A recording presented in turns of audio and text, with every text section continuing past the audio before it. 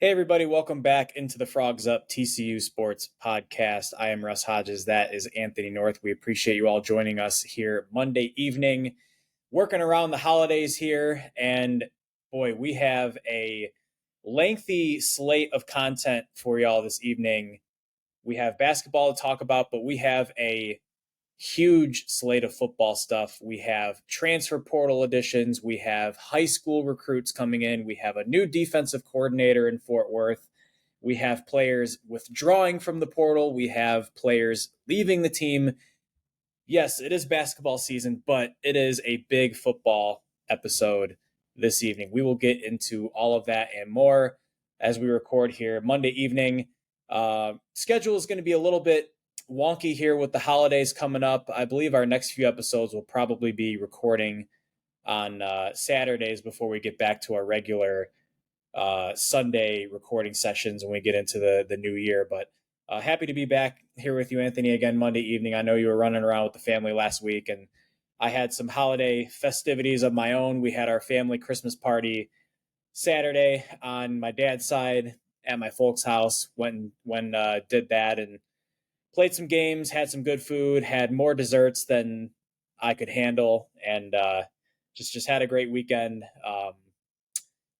Very busy at work as well, so excited to take a little bit of a break from that and get into some big TCU stuff here tonight. Yeah, man, it's been a busy travel week for me. I drove the whole family up to Nashville, and then my wife and I hopped on a plane to Phoenix, went to a wedding. Shout out Dave and Amanda. Had a beautiful wedding out there at a golf resort in Phoenix, and it was beautiful. And yeah, he was one of the first people I ever met at TCU, so one of my oldest TCU friends, and was glad to celebrate with TCU folks and with his friends and family out there. And yeah, now back in Tennessee and ready for the holidays, and yeah, kind of ready to get into this. It's been a super busy a week of activity around TCU athletics. So let's jump into it. Yeah, last time we recorded was 8 days ago, and I think under most circumstances we wouldn't have as heavy of a slate as we do tonight, but there are so many football items to get into, so let's waste no more time. Strap in and listen in because we have a lot to cover. This episode, of course, is brought to y'all by our friends at Charlie Hustle Clothing Company. Charlie Hustle, vintage made fresh. Go to charliehustle.com, get your TCU Horned Frog apparel. Use the promo code FROGSOWAR, get 15% off all TCU items. We also offer our exclusive promo code through our partnership with the 1012 Network. That gets you 15% off any item at charliehustle.com. That's the promo code 101215 TEN1215. Christmas is right around the corner. Get some TCU gifts for your family, for your friends at charliehustle.com. Also, if you need a stocking stuffer, get some On It Athlete, TCU Horned Frog football trading cards. Packs are live online at onatathlete.com. We have an affiliate link posted to our website, frogsofwar.com, as well as our social media, Facebook and Twitter. Check out the pinned posts there. TCU Horned Frog football trading cards. Packs are $12.99 each. 33% of all revenue goes to NIL. Support the TCU football program and get a nice little stocking stuffer for your family and friends as well. Through Prize Picks, we have our promo code FROGS12, FROGS12, if you want to play daily fantasy sports. That promo code will get you a 100% deposit match up to $100. That's Prize Picks. Again, go to prizepicks.com or download the Prize Picks mobile app. All right, so again, the last time we recorded was 8 days ago, and we had talked about Joe Gillespie being dismissed as the defensive coordinator at TCU. And we talked about potential candidates to replace him and how quickly the news could come out. And well, guess what? The day after we recorded, the news broke that TCU is going to hire former Boise State head coach Andy Avalos, who was the head coach at Boise State for 3 seasons from 2021 to 2023, had the Broncos ranked 12th in the country in defense in 2021, 15th in the country in 2022. Had a 22-14 record as a head coach, led the Broncos to a Mountain West championship game win over UNLV this year. prior to Boise State, he was the defensive coordinator at Oregon for 2019 and 2020, had the Ducks ranked 9th in the country in defense back in 2019. He was also the D coordinator at Boise State from 2016 to 2018. So this is a coach that has a lot of experience. He has Power 5 coaching experience, which is something that I really wanted to see TCU bring in, was a new defensive coordinator with some experience at a higher level. And he's going to bring a new scheme with him. Yes, we are not just going to see 3-3-5 next season. Andy Avalos, his scheme, and I've watched a little bit of film. I watched some of the Mountain West Championship game this year against UNLV.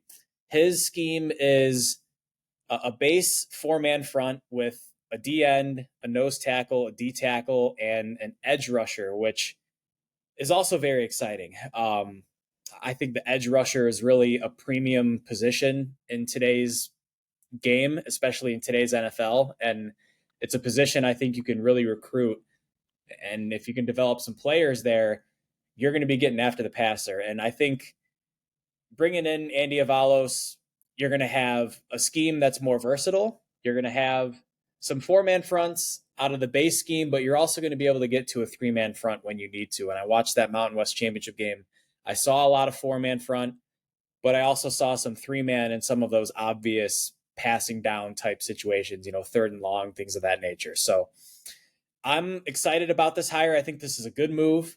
We talked about Joe Gillespie's dismissal and how it was a tough decision for Sonny Dykes, but it was a decision that I felt needed to be made. And for Sonny Dykes to move quickly and get this hire nailed down, someone who has Power 5 experience and has had a lot of success in recent years. Again, 3 of the last 5 seasons, Andy Avalos has had a defense ranked in the top 15 in the country. That's impressive stuff. So I like the move, and I'm really excited to see what he can do with these coaches and with these players coming back for 2024.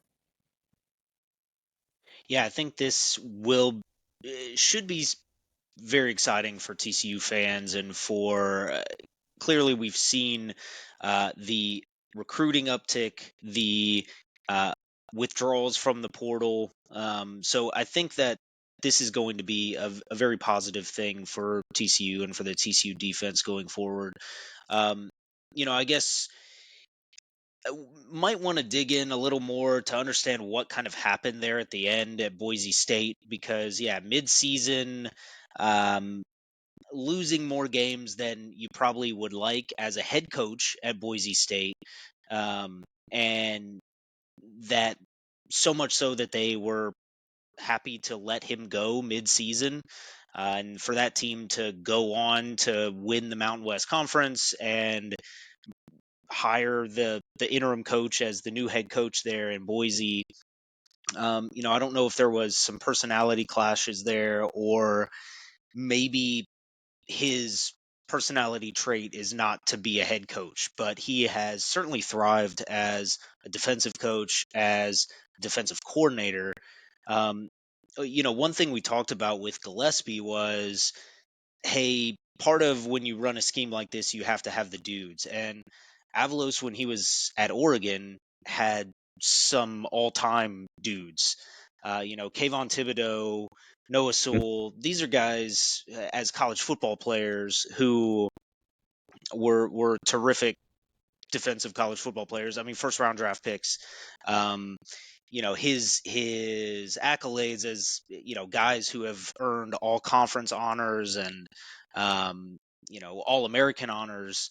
It's a pretty long list, an impressive list going back to Boise. I mean, like Leighton Vander Esch, DeMarcus Lawrence. So definitely he's paired his scheme with high level guys to get elite production out of his defenses. So I think that's what you hope to see out of TCU, is to bring in top level talent and put them in the best position to succeed. I think the ability to be versatile, to be able to move things around within that defense, to not just rush 3 every single play. I think it's clear that wasn't going to work for the Frogs. So to have a scheme that can play 3-man fronts, can play 4 or 5, depending on what the looks of the offense or what the skills of the offense will be.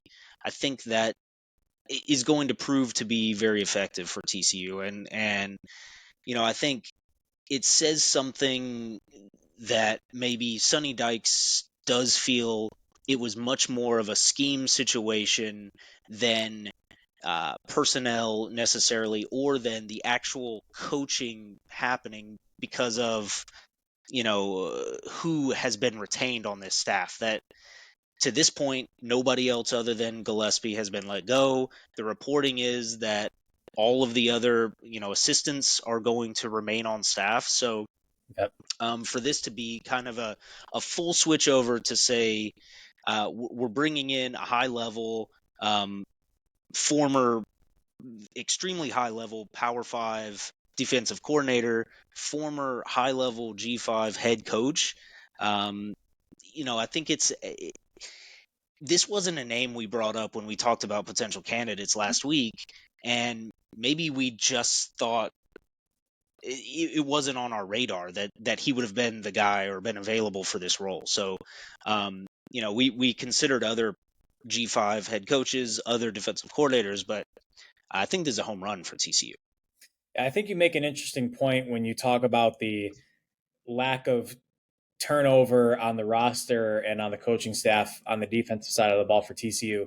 And you're correct. The reporting from Jeremy Clark of Horned Frog Blitz, who does a phenomenal job covering TCU, is that defensive line coach Jamarcus McFarland, safeties coach Paul Gonzalez, and cornerbacks coach Carlton Buckles are all staying put. So that's a big deal for coaching reasons and for recruiting reasons. And from the roster, yeah, you're going to lose Josh Newton to the NFL. You're going to lose Mark Perry to the NFL. But Dominic Williams isn't going in the portal. Johnny Hodges is not going in the portal. Shadrack Banks is not going in the portal.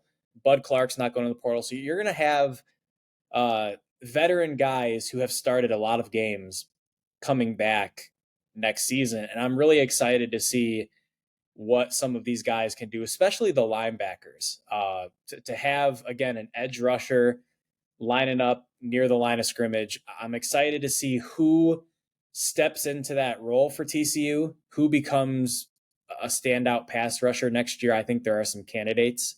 But that's all really exciting. And I'm looking forward to seeing what Andy Avalos will bring to the Frogs next season, as we would all love to see TCU get back to the kind of defense that we saw under Gary Patterson. This past season, the defense just was not where it needed to be, and it was a change that needed to be made. So, speaking of defensive players that he will have to work with next season, we have to talk about freshman linebacker Jonathan Bax, because this is kind of a rarity in today's portal NIL age, where there are hundreds and hundreds of players going into the portal. It's not too often, though, that you see players withdraw and return to their respective schools. And TCU received some really good news over the weekend with freshman linebacker Jonathan Bax reportedly withdrawing from the transfer portal, and he will be back in Fort Worth next season. Now, Jonathan Bax was a 3-star recruit from Louisiana in the 2023 class, got a lot of playing time leading up to the 2023 season, was a standout player in camp, was even getting first team reps at one point with some of the injuries. He played in 10 games this season, didn't really get significant playing time during the season, but was spoken about highly by TCU coaches before the season. And when we saw him enter the transfer portal on December 5th, it was a big disappointment. He, along with Randon Fontenette and a couple other guys, we had talked about it on previous podcasts. We were disappointed to see that, and to have him withdraw over the weekend to come back. I think this might be the first time this has happened for TCU in the last few years, where they've had a guy enter the portal and withdraw from the portal a couple weeks later. But I'm not sure what kind of interest he was getting in the portal. I think he had offers from like Tulane and UTSA and Louisiana Tech, but when you talk about that edge rusher position in this new defense under Avalos, that's got Jonathan Bax written all over it. I think he's a player that if you can plug him into that role, he could have a chance to be a breakout performer for this defense next season. And I think had TCU stuck with Joe Gillespie or maybe gone with somebody else, you probably see him stay in the portal. But Avalos is clearly on the recruiting trail already and communicating with these players. And it's really exciting to see a really talented young player like Jonathan Bax choose to come back and run it back and forward next year. Yeah, man. I think when you think about what, as a high school player and kind of what he showed in spring and fall, um, this edge role in this defense is exactly perfect for what he does. A stand up edge that, is kind of technically a linebacker position, but is there to get after the quarterback. And, I think that's what popped in, to the reporters and to everyone watching practice through the spring and fall. It's what popped on his high school tape. So I think that if he's able to do that under this defense, there's the hype is going to run right back for him. I know people kind of feel like they got burned about, oh, well, there was so much optimism in the offseason about this guy, and here he is. He didn't really get to show it in his true freshman season, but I can see that hype train starting right back up again in this spring under this new defense. So this is very big for TCU. I think that um, he was probably first or second or third on the man. That's not who I wanted to lose in the transfer portal. So for him to go test those waters, see what his value was, and see that TCU provided some and I'm sure TCU found some way to show him how much he was valued in Fort Worth. And for that to, like you said, that never really happens. Once you're in there, you're kind of gone. And a lot of times it's guys that they test the waters and find that there's not a place for them at the place that they just left. So for this to be a mutual welcoming back into the fold, Mhm. I think it's terrific for TCU, and I expect big things for him in this defense going forward. And TCU defensive coaches have been getting active on the recruiting trail. TCU flipping a couple of high school players who had commitments to other schools, two defensive backs in particular. Safety Caden McFadden, who was committed to Duke, has flipped to TCU, along with safety Devin Hydrogo, who was committed to Wyoming. Both are Texas natives, so both are going to be staying home and playing for the Frogs next season. Uh, a big need for TCU. The secondary is going to be losing some starters from the 2023 roster. We talked about Josh Newton. We talked about Mark Perry. I believe Millard Bradford was a fifth year senior. I'm not sure if he has eligibility remaining. So you could be losing three starters in the secondary going into 2024. So TCU now up to three safeties in the 2024 class at the high school level. And the Frogs also picked up a commitment from three-star offensive lineman Samir Camacho, who is now the sixth offensive lineman committed to TCU in the high school 2024 class. So Paul Gonzalez, AJ Ricker, TCU's assistant coaches have been going hard in the recruiting trails to get some of these players. And as it stands right now, TCU has 22 commits in the 2024 high school class. So a borderline top 30 class that maybe could reach top 25 status with one or two more commits slash signees. But a couple big additions here for TCU to continue to bolster that 2024 class. Yeah, I mean, I think you think about the uh, the spots that needed the most improvement for this TCU team from the 2023 season. And offensive line and secondary are two of the top three. I think defensive line was also one. But yeah, to get the level of at least the numbers, not all of these guys are going to be superstars for TCU, but some of them will. And to get you got to have the bodies in there to find the right guys. And I think this recruiting class and the transfer class that we'll get into some of these guys in the transfer portal that TCU's brought in a huge number of guys at those positions as well. So I think that bringing that kind of competition to the roster, and there were a lot of holes to fill, and obviously a lot of positions that needed upgrades across the board. So looking forward to seeing these guys. Once signing day comes around here, Wednesday, I think on the 20th Yep. is the early signing period. So I think we would like to see everybody that is committed to TCU to go ahead and sign that paper and get that fax machine humming in Fort Worth and formally get to work with the Horned Frogs. TCU did lose one commitment from the high school / JUCO class with linebacker Caden McMahon, who was a 3-star JUCO prospect, decommitting. I think that was a result of the Joe Gillespie firing, and with Avalos coming in, he will decide to go elsewhere. But TCU has picked up a linebacker and an edge in the transfer portal, and oh my goodness, these last couple of days in the transfer portal have been pretty nuts for TCU. The last time that we talked, last Sunday, TCU was at 2 transfer portal additions. We talked about Carson Bruno, the offensive lineman from Louisiana Tech, and we also talked about Nana Osafo-Mensah, the defensive lineman from Notre Dame.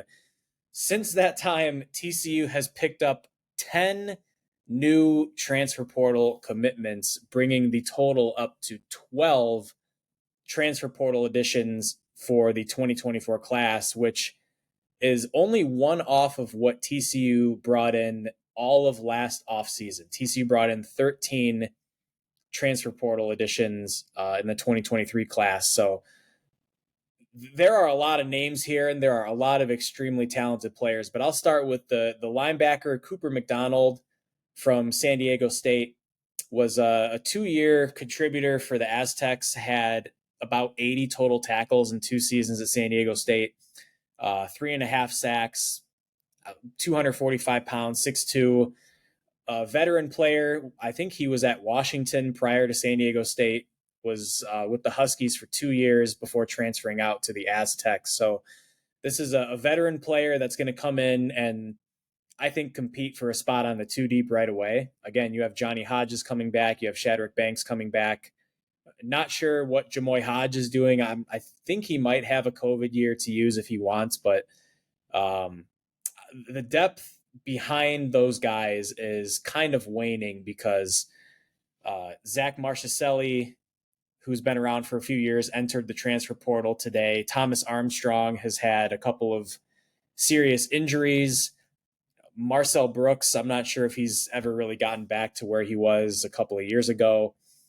And Terrence Cooks, who transferred in from Texas a year or so ago, hasn't really got much playing time. So this is a guy who I think is going to come in and be an immediate contributor in the middle of that defense.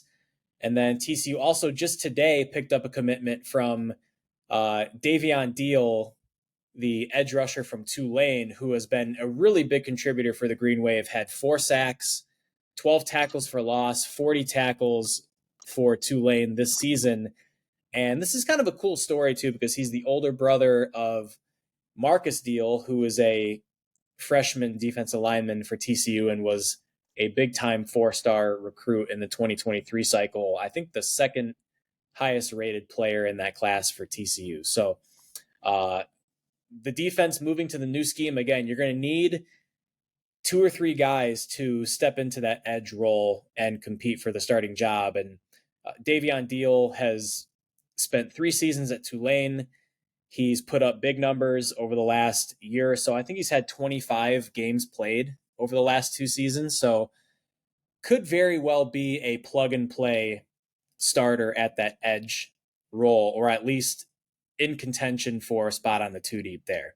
So I'm really excited about these two players and very intrigued to see what they can do in this defense next year.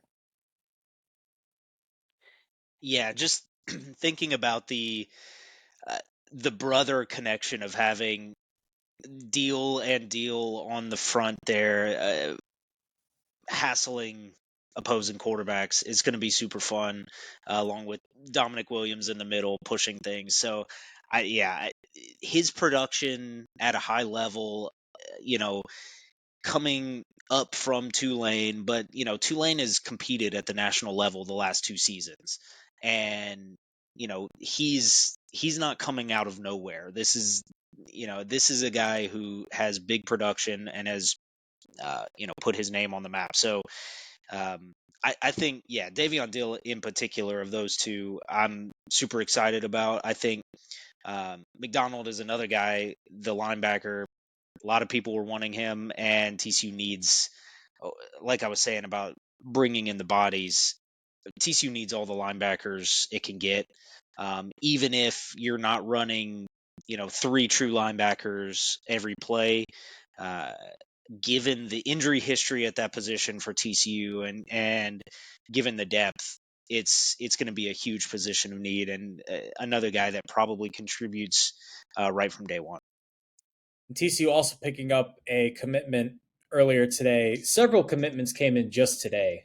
One of these was from Cal Poly defensive back Donovan Saunders, who I believe is a safety. He's listed as a safety on the 247 Sports website, is making the jump from FCS to FBS.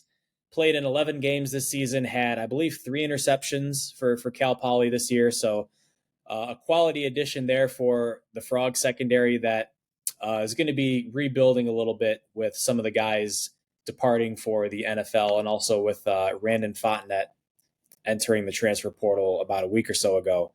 Uh, Offensive linemen, holy cow, lineman galore. AJ Ricker is putting on a show in the portal right now. TCU, as of right now, has 5 offensive linemen added through the transfer portal. Bruno, we talked about already, but since then, TCU's added 4 more guys.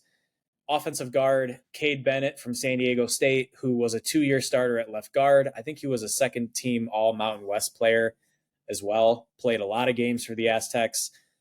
Also picking up Florida State offensive tackle Bless Harris, who was a 2-year starter for the Seminoles when he was healthy, did not allow a sack in almost 400 snaps this season. Has had some injuries over the last couple of years, only played in 1 game last season because of an injury, but he was the starting right tackle for Florida State when he was healthy. And this is a guy who could very well be a plug and play starter on the right side of that O line for TCU, who also picked up North Texas offensive tackle Howard Sampson, 6'8", monster physical specimen there. And then just a few hours ago, Texas A&M offensive lineman Remington Strickland, who was with the Aggies for 3 years. So we've talked about it before. TCU is losing 4 starters on the offensive line, with Brandon Coleman, Andrew Coker, Willis Patrick, and John Lands all departing from the roster. And this was after TCU lost 3 starters last season. So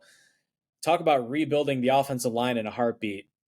Cade Bennett, to me, along with Bless Harris, if they're both healthy and ready to go, those are 2 plug and play starters. And to pair those 2 guys with Colton Deary coming back, who got a lot of playing time at left guard and center this season. You have Tommy Brockermeyer from Alabama, who came in last year. You add Strickland and Sampson and Bruno to the mix. You have a lot of guys coming in who have earned game experience. And I think that's really important, because some of these guys who are second, third string right now on the TC roster just don't have a lot of game experience. They might have potential. I mean, even someone like Tommy Brockermeyer, who was a 5-star recruit out of high school, just doesn't have a whole lot of game reps. So for TCU to go out and bring in guys with size, guys with starting experience, a lot of game experience. I'm really excited to see how these guys can mold together. And if they can find a unit that has continuity going into next year, I think this unit has a chance to take a significant step forward. Yeah, for sure. You said it. I mean, Bennett and Harris, I think, will certainly compete for starting jobs immediately. Um, TCU has some guys on the roster that have been around, or some guys like Benjamin Taylor Whitfield Taylor. Did I get that Ben backwards? Taylor, Anyway, who yeah. played a bunch. Taylor Whitfield. There we go. Um, who played as a true freshman. So, I think there's some talent still on this roster, but yeah, you get guys who can come in and play right away. Um, I think Sampson and Strickland are more depth pieces with size and potential, and you kind of see what can happen when you get them on campus.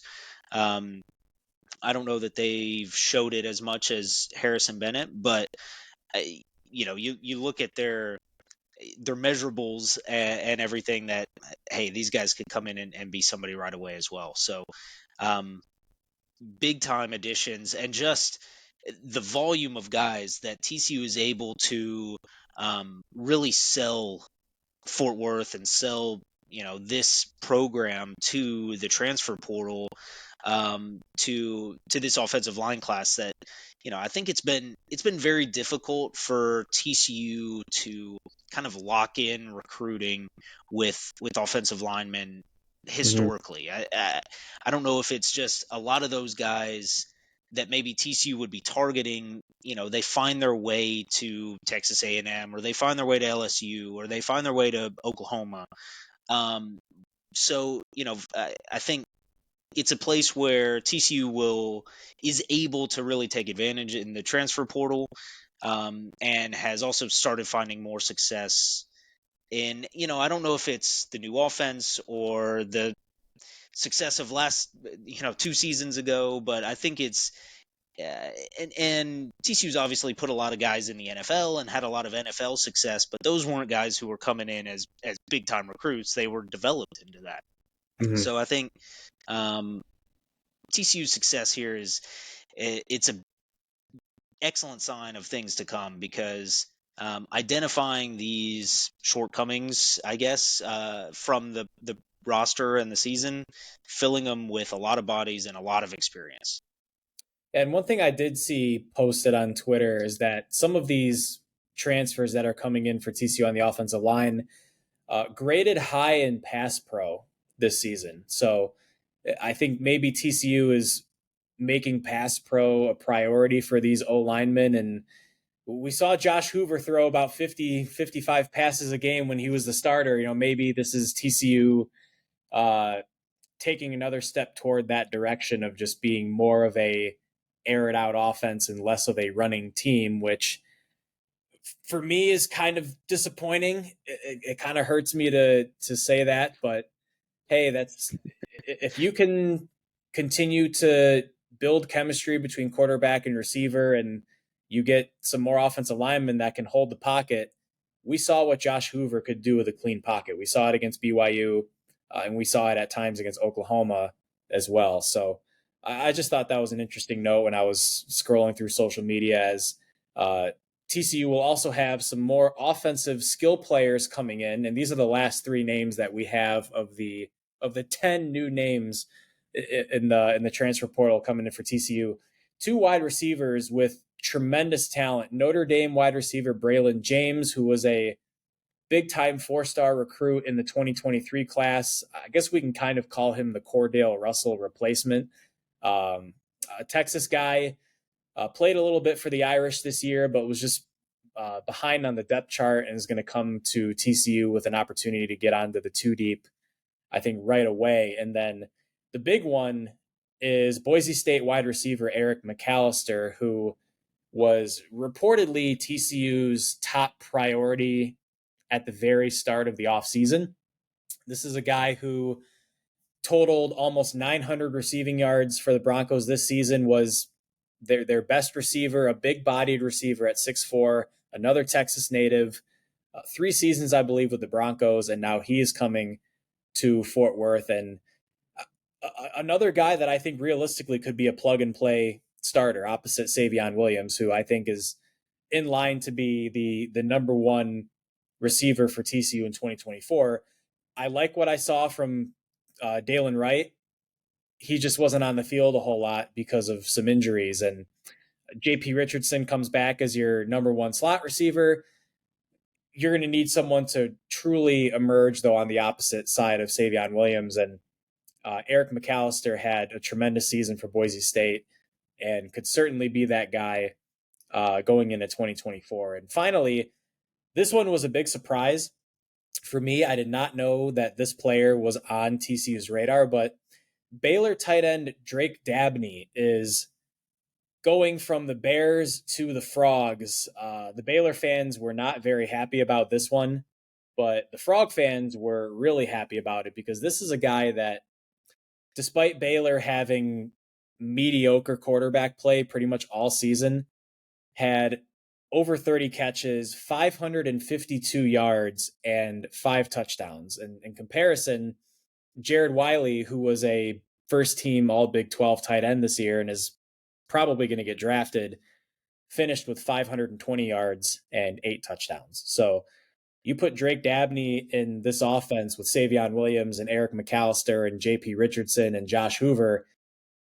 This has the potential to be a lethal passing game for TCU. And if Drake Dabney can put up 550 yards with Blake Shapen and Sawyer Robertson throwing him the ball, and this is a guy too that was kind of stuck behind Ben Sims for a couple of years, and Ben Sims is a tremendous college tight end as well. So Drake Dabney as the number one tight end for Baylor this year was arguably their best pass catcher, and is going to come in, I think, and be a starting tight end for TCU right away and make a significant impact for this offense.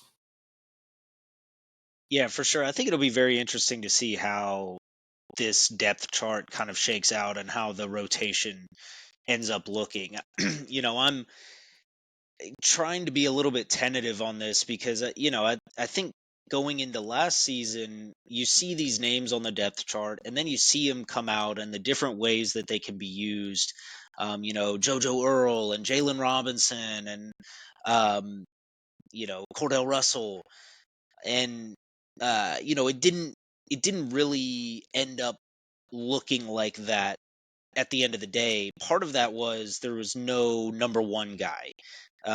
It never developed that way. So, I think it, adding all of this depth, these are 3 extremely talented pass catchers who improve this offense without question. And I think, like you say, will come in and compete to be on that 2 deep right away. How much better does it make the offense? I think is kind of up to the offense, and how these guys get used and how they get deployed out on that field. Because all the names that you can have on the depth chart, I don't know. You got to have the guys to get them the ball, and you got to have the scheme that gets them open. So I'm excited for these guys, certainly, but I'm I'm trying to not get burned again like last season, where I think we were a little bit overly optimistic about seeing these names, seeing these transfers come in that you have these high expectations for. I think there's plenty of reason to have high expectation for these guys. But let's see how it produces and really kind of how these camp battles start shaking out. I think it's going to be a pretty intriguing look in the spring and into the fall camp of where do these guys slot in the pecking order, with the guys who have been on the roster, and whoever may continue to be brought in through the offseason. So it'll be fun to watch, and I think it's terrific to have these guys in the fold for the Frogs. I did want to go back real quick though to Donovan Saunders. I think we kind of just kind of mentioned him in passing, just to say you might see a name. Oh, there's a transfer from an FCS school, um, and think of it as kind of like I don't know, like a courtesy thing. Like, oh, well, we think there's some little potential there, like it's coming from a JUCO or But when these guys are identified and brought in by a Power Five team like TCU, um, there's clearly something there. This guy's going to be a guy. Um, he was wanted by like all the Power Five teams. He had offers from Washington and Utah, Illinois. So don't discount. You see the Cal Poly on the, the little graphic. Who's that with a CP on the graphic? No, don't discount that just because he's coming from. We've seen the transfers from Alabama not produce at a high level. Maybe the transfers from Cal Poly. Make sure to give them your attention as well. And to that point, I mean, Josh Newton came in from Louisiana Monroe, who was a bottom feeder program back in Maybe 2020. the worst. I Yeah, think exactly. I think I don't even know if they won a. I'm not sure if they won a game. Maybe they won one or two games that year, but a bottom of the barrel team, and TCU scooped a diamond out of the rough there. And also, I mean, Johnny Hodge is coming over from Navy, where he was playing lacrosse and football. So yeah, these coaches, Paul Gonzalez and AJ Rickard, all these coaches have been putting in serious work since the season came to a close, and to see TCU build this kind of class with, again, 22 high school slash JUCO commits and now 12 transfers. That's 34 new players that are going to be on the roster in 2024. So we're continuing to see these coaches build the roster and mold the roster into into their vision for the future, as we've seen some players exit the program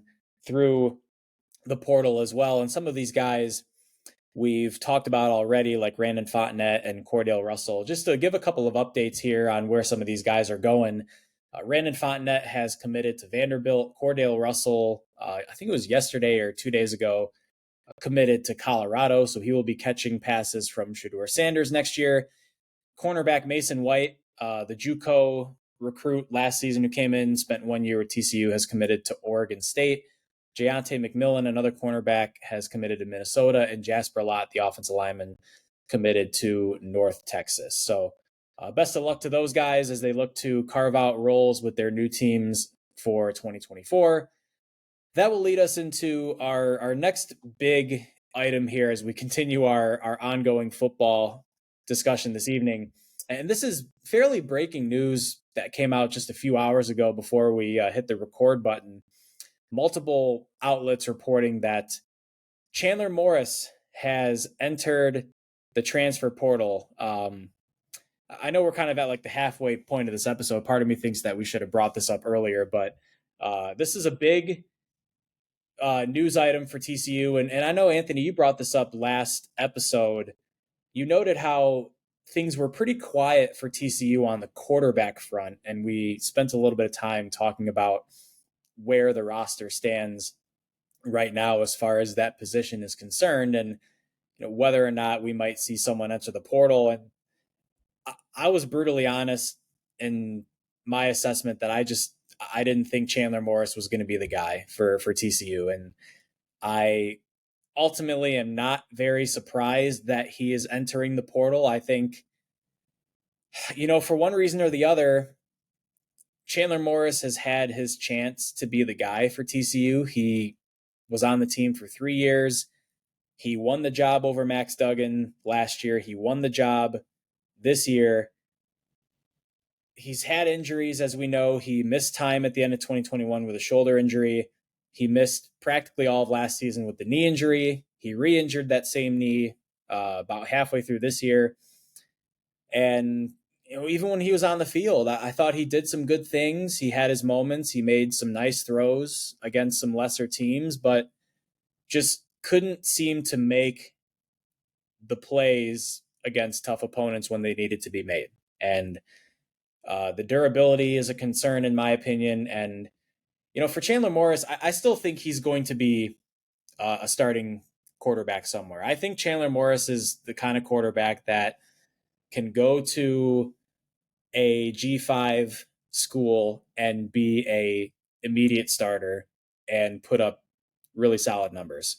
For all I know, maybe he can latch on to another Power 5 program and work his way Oh, into for being a sure. starter. But just off of what I've seen, not only this season but last season, I just don't know. He's had injuries. He's been too inconsistent, and I think for TCU, this is a sign that, at least as of right now, Josh Hoover has shown enough to be your quarterback one going into next season. And I agree with that. I know there's some news coming out right now that with KJ Jefferson entering the transfer portal, the veteran quarterback from Arkansas, TCU reportedly is one of the schools in the mix for him. UCF and Miami are two more schools that appear to be in the mix for him as well. Should TCU make a move for him, I think that's probably your starting quarterback next year. But I've said it before, I'll say it again. I really like what I saw from Josh Hoover during the second half of the season. And I think if he continues to grow and progress into, growing physically, growing mentally, learning from some of those mistakes that he made this season, I think he has a chance to be a big time quarterback for TCU. When you compare where Josh Hoover finished this year to where quarterbacks of TCU's past, like Max Duggan and even Trevon Boykin, when they were freshman, sophomore quarterbacks, Josh Hoover's numbers are better than what those guys had. So, ultimately, to cut my ramble here short, Chandler Morris, best of luck wherever you wind up. Stinks that it didn't work out with TCU, but I think with Josh Hoover, uh, and possibly maybe an addition here in the future, I think TCU is going to be in good hands at that position. Yeah, I think it was too quiet in the quarterback transfer portal for TCU. I think that it was clear something was going to happen at some point, whether it was Morris or just bringing somebody in. So yeah, I think Chandler Morris will have an opportunity out of the transfer portal to be a very, very productive quarterback. I think in given the right situation, um, he'll flourish. Whether that's at a G5 or maybe he goes someplace else and does very well. I think it's certainly on the table, and think that there's wish him all of the best so long as he doesn't go to Baylor. But I think for Hoover, like you said, even back to like Andy Dalton, Trevon Boykin, Max Duggan, yeah, that redshirt freshman year, that second year, it was a little bit up and down, but you could see the vision. You could see that future where, like, hey, if they put it all together, this could be something special. And I think you get glimpses of that out of Hoover, and I think the TCU coaching staff can see that. Um, I think it will help him that he doesn't have, in particular, Chandler Morris hanging over his shoulder.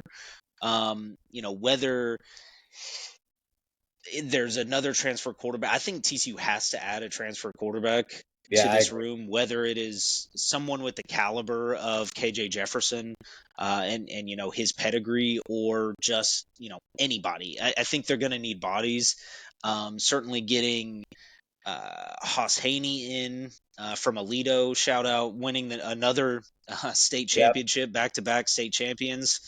But bringing him in, and shoot, he might compete for at least a number 2 job right now, because there's nobody else even really on the roster.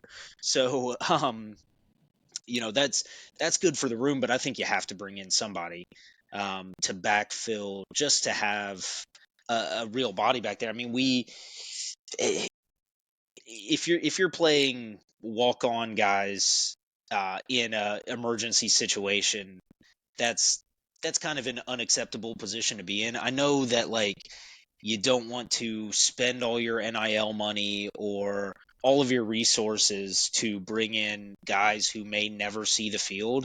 Um, but I think, chances are those guys do eventually see the field and see meaningful reps in games at critical moments that you need to go win football games. So, uh, yeah, I think that's where the quarterback room stands. I guess we'll talk about the KJ Jefferson if that ends up happening. I don't know if that's an improvement over Hoover, and I know we talked about that last time too, about like who you bringing in that you're really feeling like, yes, this is much better than it was before.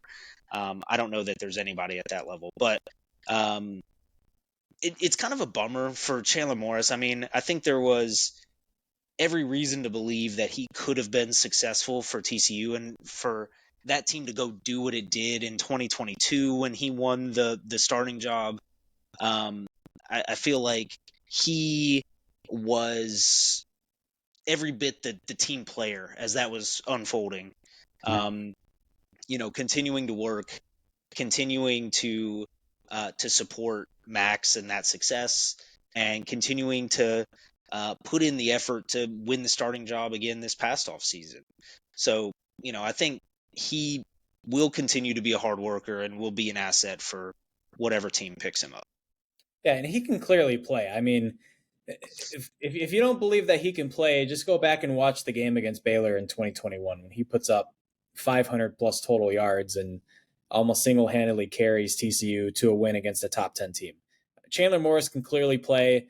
It's just unfortunate that he hasn't been able to stay healthy, but I think he can be in a position in 2024 to start or compete for a starting job at another program. And we wish him the best of luck moving forward. As far as KJ Jefferson is concerned, we know he has that connection with Kendall Briles. He played for Kendall Briles for 2 years at Arkansas when he was the offensive coordinator there. So, not sure how much of a bag that's going to cost TCU if they want to make a move. But, one last comment I want to make before we transition into our next item here is seeing some of the other moves around college football.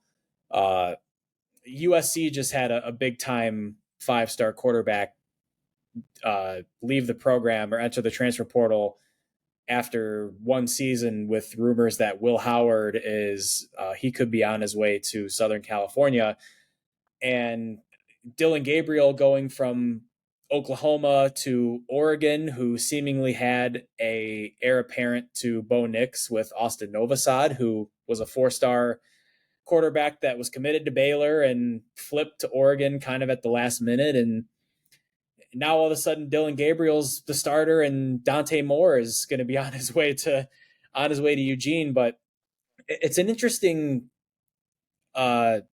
it's interesting to see unfold how some of these programs appear to be prioritizing the 1-year quarterback transfer over the development of some of these younger guys who, one moment they look like they could be number 2, potentially number 1 next season. Now all of a sudden you're third on the depth chart.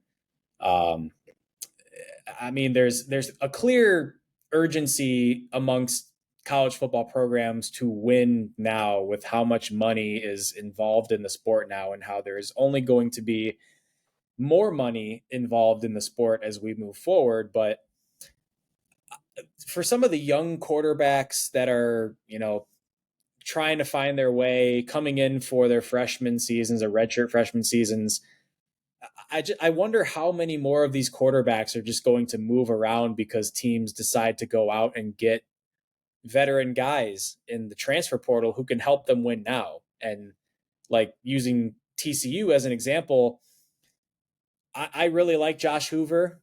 I think he can be the starter next year.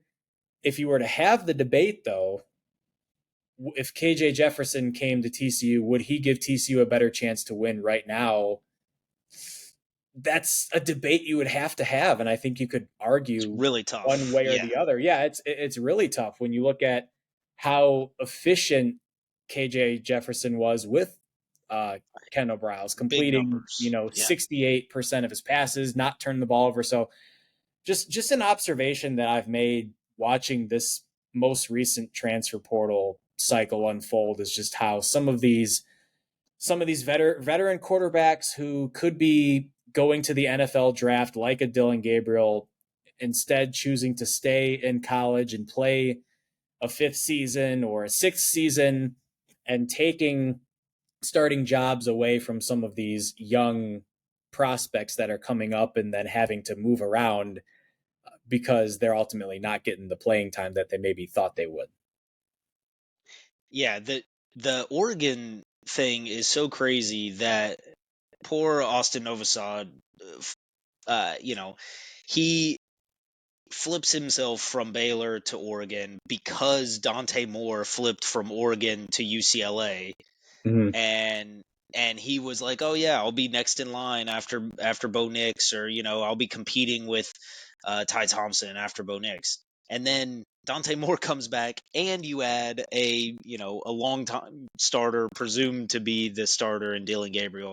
Yeah, it's crazy out there, and guys like Kyle McCord, start all season for Ohio State and is now going to Syracuse.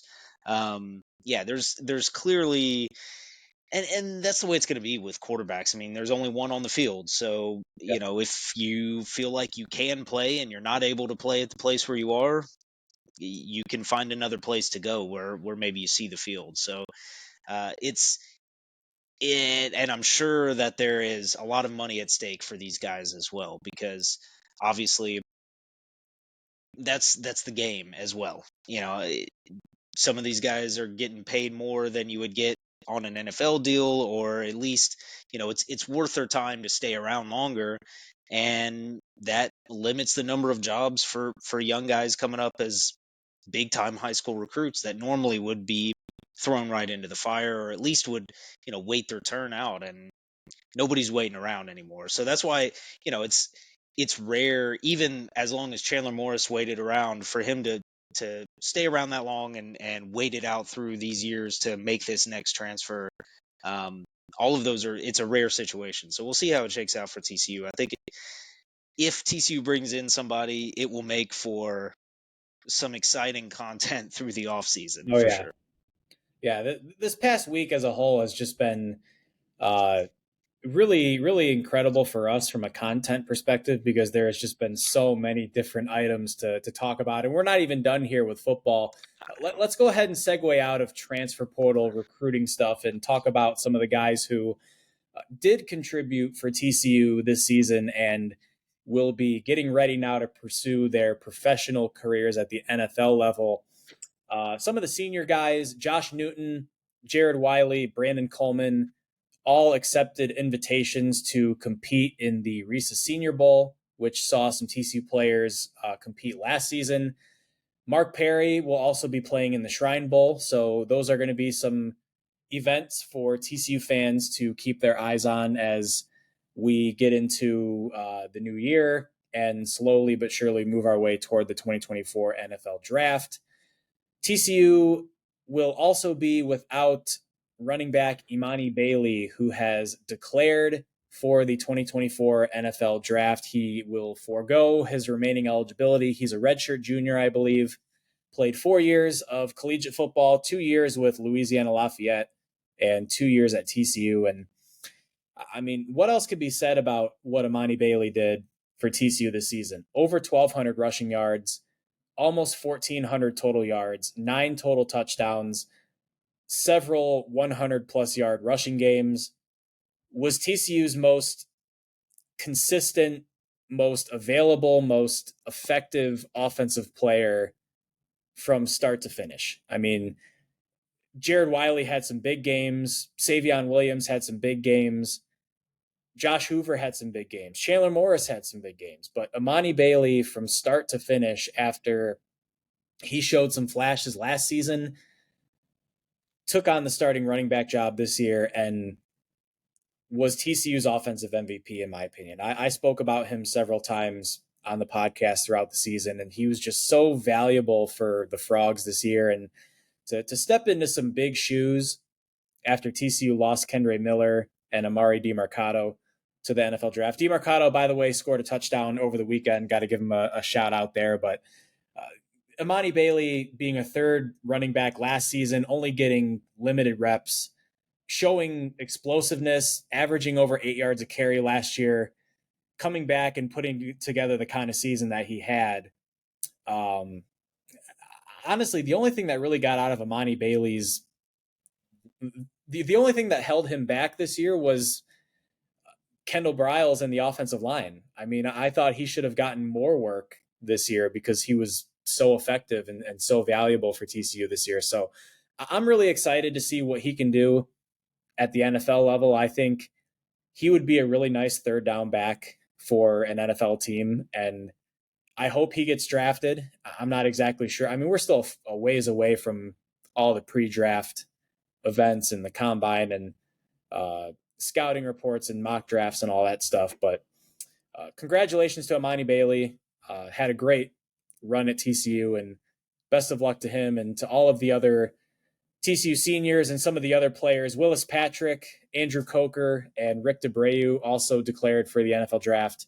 Willis Patrick was very consistent on the offensive line. I think he was arguably TCU's best offensive lineman this season after transferring in from Jackson State. Andrew Coker, he's been around the program, I think, for 4 or 5 years, has been 5 years and has been basically a 4-year starter for TCU. So that's a really valuable player and a leader that TCU is going to be missing. And then Rick DeBreu came in for 1 season after transferring in from East Carolina. Got a little bit of playing time this year. Probably didn't put up the kind of numbers that he had hoped, but best of luck to all those guys and Emani Bailey as they get ready now to transition into potential pro careers and as they get ready for the NFL draft coming up next year. Yeah, I think Amani Bailey is not really on the radar yet on like mock drafts or big boards or anything like that. But I think that if he is drafted, he's going to be a contributor pretty quickly. I mean, I think he's got a skill set that marries pretty well to the NFL game. So I'm excited for him. I think, maybe I was getting a little bit seeing guys like Taj Brooks for Texas Tech come back. It was like, man, Amani Bailey he could come back. He could come back. But I think it's the right thing for him to go ahead and make this jump to the NFL. And he had a really good season and has put on a lot of good tape. So I think he showed a lot of excellent pass blocking skill this season. In addition to his very obvious rushing abilities. So I think he'll be an asset for an NFL team, and it does leave TCU's cupboard a little bit bare at the running back position. Yeah. I think next season Cam Cook as a sophomore might be in line to be the number one guy, unless Trey Sanders sticks around and is still, it is maybe fully back healthy and able to kind of pick up more of a workhorse load and not just kind of a get it in the end zone role. Looking at the depth chart, I think you have to think it's Cam Cook's job there, and Yeah. TCU has not. The whispers about transfer running backs has been pretty quiet. Nobody on that roster yet coming in knew that you think, all right, that's somebody who steps in to that full-time role right away. So I think it's a spot that can certainly be addressed in the transfer portal. But you would kind of hope that it's Cam Cook's job going forward.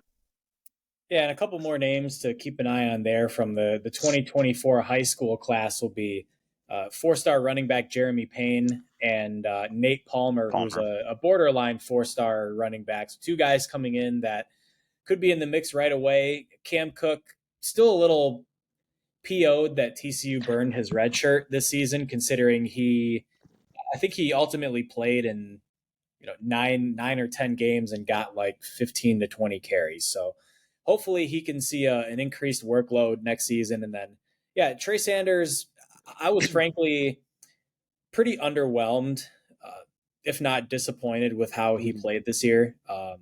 Early on, first few games of the season, he was getting a relatively decent chunk of the carries. And by the end of the year, he was basically not even on the field. I mean, he might have gotten 1 or 2 carries over the last few games of the season and was basically just a guy that they would give the ball to if they needed to pick up 1 yard or 2 yards. So I don't know how much of that is the injury history, which is well documented from his time at Alabama. I don't know how much of that is just the coaching staff lost their trust in him, but there will certainly be an open competition for that number one running back job for TCU in 2024. And so I think with that, we'll go ahead and wrap up our very lengthy football discussion this evening.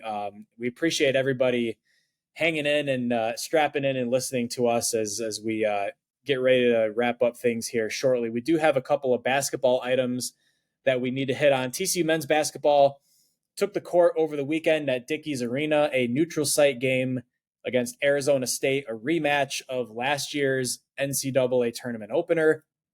I watched most of this game, and this was a very interesting game because TCU, as we've seen at times this season, got off to a slow start in the first half. Arizona State had a double-digit lead, I believe, early in this game.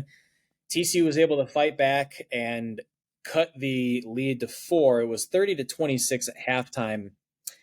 And early in the second half, there was a huge momentum shift, and not for like the crowd or anything like that. It was a pretty quiet venue from what I saw on the broadcast, maybe because of winter break and the holiday time. Not many people were around, but And it was like a 9 p.m. local start time, so it was that's it tough was a too. late game. It was a late game as well, and TCU was hanging in there early in the second half. It was, I think Arizona State might have had a 1 point lead, or TCU. The game was basically tied early in the second half. Gaffney, one of Arizona State's big guys who was struggling with foul trouble, got called for his 4th foul on a pretty soft call. He got called on a push in the back of Miller, I believe, Emmanuel Miller, and wasn't happy with the call, had to go to the bench with his 4 fouls. Next possession, Arizona State comes down. They score a layup, and Gaffney starts jawing to the official from the bench. He's called for a technical foul, which was also his 5th foul. So he fouled out off the bench with a technical foul, and Bobby Hurley got pissed off after that, and he got teed up. So back-to-back tees on the Sun Devils led to 4 free throws for Emmanuel Miller and the ball. So TCU had a lead. They come out after the change of possession. Micah Peavy hits a 3 on a pass to the corner, or from a pass to the elbow, hits an open 3. TCU forces a turnover, I believe, on the next possession, and Ernest Uday comes down with a big dunk, and all of a sudden Arizona State takes a timeout and they're down by almost 10 points. From that moment on, TCU just ran Arizona State out of the gym. The final score, 79-59. TCU outscoring Arizona State by 24 in the second half, and it really could have been worse for the Sun Devils. They got some garbage time, easy run out layups toward the end of the game, but TCU looked fantastic in the second half, and Micah Peavy was leading the charge. A triple-double for Micah Peavy, 13 points, 12 rebounds, and 10 assists. He got the assist at the very end of the game for the triple-double, passed the ball underneath to Isam Mustafa, who put the layup home, and Micah Peavy becoming the 3rd player in TCU history to record a triple-double. Kurt Thomas was one of them, and I believe Kenrich Williams was the other one, and Micah Peavy putting his name alongside those two in the history books. Emmanuel Miller had a nice game as well with 18 points, 6 rebounds. TCU getting to 8-1 overall on the season. And again, they were fantastic in the second half. They were forcing turnovers. They were forcing Arizona State also into a lot of one and out possessions offensively where they were getting defensive rebounds. They were running the floor well. 10 different players scored in this game for TCU. Ernest Uday had a pretty good game. I think this was probably one of his better games of the season. Mustafa did some nice things off the bench. Jameer Nelson knocked down some shots late. He's been struggling a little bit offensively. He finally got going in the second half. He finished with 11 points. I don't even think he took a shot in the first half. He had 0 points, and I believe he didn't even take a shot in the first half. But he finally got going there toward the end of the game, was able to generate a little bit of confidence. So TCU picking up a big win, a 20-point win over a Pac-12 team.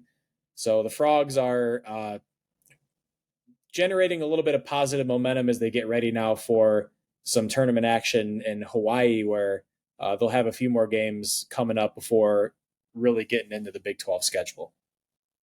Yeah, I didn't get to watch any of this game because the wedding was happening at the same exact time as this game, so I didn't see any of it. But looking at some of the statistical stuff, really just Micah Peavy blossoming into a star for the Frogs is so huge.